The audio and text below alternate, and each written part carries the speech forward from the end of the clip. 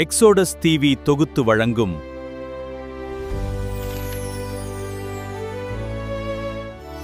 அருளுரை துளிகள். அன்பான சகோதர சகோதரிகளே, இயேசு கிறிஸ்துவின் இனிய நாமத்தில் எக்ஸோடஸ் டிவியின் அருளுரை துளிகள் நிகழ்ச்சிக்கு உங்களை அன்புடன் வரவேற்கிறோம். இந்த நிகழ்ச்சி உங்களுக்கு ஆசீர்வாதமாக இருந்தால் எங்கள் சேனலை சப்ஸ்கிரைப் செய்து லைக் மற்றும் ஷேர் செய்து மற்றவர்களும் தேவனுடைய வார்த்தையால் ஆசீர்வாதம் பெற உதவுங்கள். தேவனுக்கே மகிமை உண்டாகட்டும். ஆண்டவராகிய இயேசு கிறிஸ்துவின் நாமத்தினால் உங்கள் யாவருக்கும் என் அன்பின் வாழ்த்துக்கள். எக்ஸோடஸ் டிவியின் அருளுரை துளிகள் என்ற நிகழ்ச்சியின் வாயிலாக இந்த காலை வேளையில் தேவனுடைய வார்த்தையோடு உங்களை சந்திப்பதிலும் நான் மிகுந்த மகிழ்ச்சி அடைகின்றேன். இன்றைய காலை தியானத்திற்காக 1 சாமுவேல் 2வது அதிகாரத்திலிருந்து நாம் சிந்திக்கலாம். எல்லோரும் என்னுடன் திருப்பிக் கொள்ளுங்கள். சாமுவேலுடைய முதலாம் நூல் 1 சாமுவேல் 2ஆம் அதிகாரம். அந்த 2ஆம் அதிகாரத்தில் அன்னாள் தேவனை துதித்து பாடக்கூடிய நிகழ்வுகளையும் ஏன் அவ்வாறு பாடுகிறார்கள் என்பதை பற்றியும் சொல்லக்கூடிய ஒரு வேத பகுதி. சரி, 1 சாமுவேல் 1ஆம் அதிகாரத்தில் ஒரு துக்கமுள்ள ஒரு சாரோஃபுல் ஹார்ட், அப்படிப்பட்ட ஒரு மன கிளேசம் உள்ள கவலையோடு பாடுபடக்கூடிய ஒரு சிந்தையோடு ஒரு கவலையுள்ள இருதயமாக இருந்த அன்னாள் 2ஆம் அதிகாரத்தில் கர்த்தருக்குள் மகிழ்ச்சி அடைகிறதை, கலிகூறுகிறதை நாம் காண முடியும். Rejoicing in the Lord. So sorrowful heart turn into rejoicing in the Lord. ஒரு கவலையுள்ள இருதயம் தேவனை துதிக்கக்கூடிய ஒரு இருதயமாக மாறுகிறது. 2ஆம் அதிகாரம் 1வது வசனத்தையும் 10வது வசனத்தையும் நான் வாசிக்க விரும்புகின்றேன். 1 சாமுவேல் 2ஆம் அதிகாரம் 1வது வசனம். அப்பொழுது அன்னாள் ஜெபம் பண்ணி, என் இருதயம் கர்த்தருக்குள் கலிகூறுகிறது, என் கொம்பு கர்த்தருக்குள் உயர்ந்திருக்கிறது, என் பகைஞரின் மேல் என் வாய் திறந்திருக்கிறது, உம்முடைய ரட்சிப்பினாலே சந்தோஷப்படுகின்றேன். So rejoicing in the Lord. கடைசியாக 10வது வசனத்தினுடைய அந்த கடைசி பகுதி, தாம் அபிஷேகம் பண்ணினவரின் கொம்பை உயர பண்ணுவார் என்று துதித்தாள். சோ நிச்சயமாக இது அன்னாளினுடைய ஒரு துதி பாடலாக இருக்கிறது. ஏன் அன்னாள் தேவனை துதிக்கிறார்கள் என்று கேட்டால், அங்கே தேவன் அவர்களுக்கு செய்த நன்மைகளையும் தேவன் யார் என்பதையும் புரிந்து கொண்டதால் அவர் தேவனை துதிக்கிறதை நாம் பார்க்கலாம். So Hannah presents beautiful picture about God.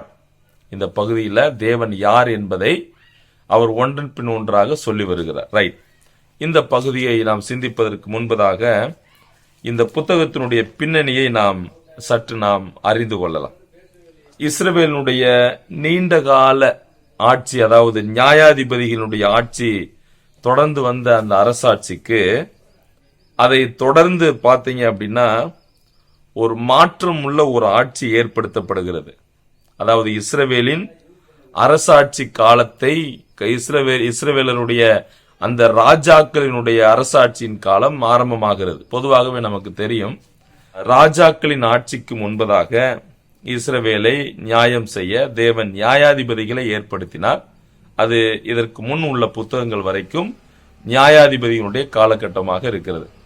அதை தொடர்ந்து ராஜாக்களுடைய காலகட்டம், அது சாமுவேலில் இருந்தே, இந்த நூலில் இருந்தே ஆரம்பமாகிறதை நாம் பார்க்கலாம்.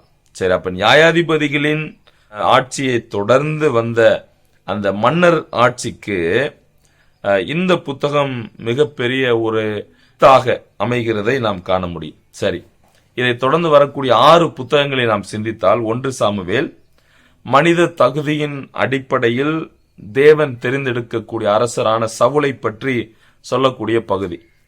2 சாமுவேலில் தேவன் தெரிந்தெடுத்த அரசரான தாவீதை பற்றி சொல்லப்பட்டிருக்கிறது. 1 ராஜாக்கள்ல சாலமோனும் இஸ்ரவேலும், அவரை அந்த காரியங்கள் சொல்லப்பட்டிருக்கிறது. 2 ராஜாக்களில் இந்த இஸ்ரவேலர்களில் இருந்த அந்த அரச பரம்பரையினர் யார் யார், அவர்கள் என்ன செய்கிறார்கள் என்பதை நாம் காணலாம். 1 நாளாகமத்தில் சாலமோனும் தேவாலயமும் என்ற தலைப்பின் கீழ் பார்க்கலாம். 2 நாளாகமத்தில் அரச பரம்பரையும் தேவாலயமும் என்று நான் பார்க்கலாம். சரி, அது மட்டுமல்ல, இஸ்ரவேலினுடைய அந்த அரசாட்சி கிட்டத்தட்ட 500 ஆண்டு கால வரலாற்றை இந்த ஒரு நூல், இந்த சாமுவேல் புத்தகம் மட்டுமே சொல்லுகிறதை நான் பார்க்க முடியும். அது மட்டுமல்ல, தங்களை அடையாளம் காண்பித்து நிற்கக்கூடிய 3 முக்கிய மனிதர்களை இந்த ஆசிரியர் நமது கவனங்களுக்கு கொண்டு வரார். என்ன அப்படின்னா, ஒன்னு கடைசி நியாயாதிபதியாகிய சாமுவேலை பற்றி சொல்லுகிறார். அடுத்து இஸ்ரவேலுடைய முதல் அரசரான சவுலை பற்றி சொல்லுகிறார். அதன் பின்பு ராஜாவாக, அதாவது அபிஷேகிக்கப்பட்ட அரசராய் இருந்த போதும் பல ஆண்டுகளாக ஓடி ஒளிந்து வாழ்ந்த தாவீதை பற்றி இந்த நூல் சொல்லுகிறதை நாம் காண முடியும். சரி, அப்ப ராஜாக்களினுடைய ஆட்சியினுடைய ஒரு தொடக்க சூழல் இந்த புத்தகத்தில் இருக்கிறதை நாம் காண முடியும். சரி, இப்போது நாம் வாசித்த அந்த 2வது அதிகாரத்துக்கு நாம் வரலாம்.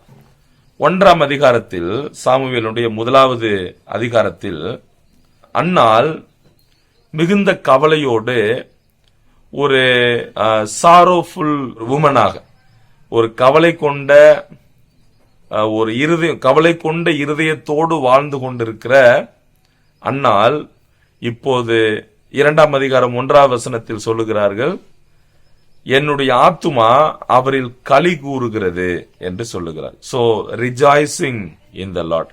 அது 1ஆம் அதிகாரத்தில் சாரோஃபுல் ஹார்ட் என்று படிக்கிறோம், துக்கமுள்ள ஒரு இருதயம். ஆனால் 2ஆம் அதிகாரத்தில் கர்த்தருக்குள் களி கூறக்கூடிய ஒரு இருதயத்தை நான் பார்க்கிறோம். சரி, முன்பே நான் சொன்னது போல இந்த பகுதியில் தேவனை பற்றிய மிக அழகான சித்திரங்கள், மிக அழகான காரியங்களை அன்னாள் சொல்லி காண்பிக்கிறார்கள். சரி, என்ன சொல்லுகிறார்கள் அப்படின்னு கேட்டா, எதற்காக தேவனை துதித்தால் பாடினாள் என்று சொன்னால், அதற்கான முதல் பதில் 2வது வசனத்தில் இருக்கிறது. அந்த 2வது வசனத்தை நீங்கள் வாசித்தால் அதற்கான பதிலை பெற்றுக்கொள்ளலாம். 2வது வசனத்தில் தேவன் பரிசுத்தம் உள்ளவராக இருக்கிறார் என்று சொல்லுகிறார். சரியா? தேவனுடைய பரிசுத்தத்தை பற்றி சொல்லுகிறார். 2ஆம் அதிகாரம் 2வது வசனம், கர்த்தரை போல பரிசுத்தம் உள்ளவர் இல்லை, உம்மை அல்லாமல் வேறொருவரும் இல்லை, எங்கள் தேவனைப் போல ஒரு கன்மலையும் இல்லை. அப்ப தேவனை பற்றி, தேவன் யார் என்று அன்னாள் குறிப்பிடுகிறார்கள் என்று சொன்னால், த ஹோலினஸ் ஆஃப் காட், தேவன் பரிசுத்தம் உள்ளவர், அவருடைய பரிசுத்தத்திற்கு ஈடு இணை எதுவும் இல்லை. தேவன் பரிசுத்தர் என்று சொன்னால் அவர் எல்லாவற்றிலும் எல்லாரையும் விட தனித்தன்மை வாய்ந்தவர் என்று பொருள். அவர் படைப்பில் அவர் தனித்தன்மை வாய்ந்தவர், அவருடைய செயல்பாடுகளில் அவர் தனித்தன்மை வாய்ந்தவர், அவருடைய பாதுகாப்பதில் அவர் தனித்தன்மை வாய்ந்தவர். சோ பொதுவாகவே பரிசுத்தம் என்று சொன்னால் பிரித்தெடுக்கப்படுதல் என்று பொருள். இப்ப தேவன் பரிசுத்தம் உள்ளவர் என்று சொன்னால் எல்லோரை விட பிரித்தெடுக்கப்பட்ட, அல்லது தேவன் பரிசுத்தர் என்று சொல்லும் போது அவர் எல்லாவற்றை விட எல்லாரை விட தனித்தன்மை வாய்ந்தவர். அப்ப இங்கே அன்னாள் தேவனை எவ்வாறு துதிக்கிறாள், தேவனை பற்றி என்ன சொல்லுகிறார் என்று சொன்னால், தேவன் பரிசுத்தம் உள்ளவர், த ஹோலினஸ் ஆஃப் காட். 3வது வசனம் அவருடைய துதிப்பாடலில் தேவன் யார் என்பதை காண்பிக்கிறார். வசனம் 3, இனி மேட்டுமையான பேச்சை பேசாதிருங்கள், அகந்தையான பேச்சு உங்கள் வாயிலிருந்து புறப்பட வேண்டாம், கர்த்தர் ஞானம் உள்ள தேவன். So the knowledge of God, God has knowledge. இப்ப தேவன் யார் அப்படின்னா அவர் ஞானம் உள்ளவர். ஆண்டவருக்கு தெரியாத விஷயம் ஒன்றுமில்லை, அவர் சகலவற்றையும் அறிந்திருக்கிறார். அவர் ஞானமாய் இந்த உலகத்தில் உள்ள பொருட்களை, மக்களை, உங்களை, என்னையும் அவர் படைத்திருக்கிறார். ஞானமாய் எல்லாவற்றிலும் செயல்படக்கூடிய தேவனாக அவர் இருக்கிறார். எனவே அன்னால் அவரை துதிக்கிறதை நான் பார்க்கிறோம். வசனம் 4-5 ஏன் துதிக்கிறார் என்று சொன்னால், for the power of God, தேவன் வல்லமையுள்ளவர். வசனம் 4 கவனியுங்கள், பலவான்களின் வில் முறிந்தது, தள்ளாடினவர்களோ பலத்தினால் இடைகட்டப்பட்டார்கள். So he is the powerful God. அவர் சர்வ வல்லமையுள்ள தேவன். வசனம் 6-8 வசனங்கள்ல the providences of God, தேவன் யார், எதற்காக துதிக்கிறார் என்று சொன்னால், தேவனுடைய அந்த வழங்குதல், கொடுத்தலை எண்ணி துதிக்கிறதை நான் பார்க்கிறோம்.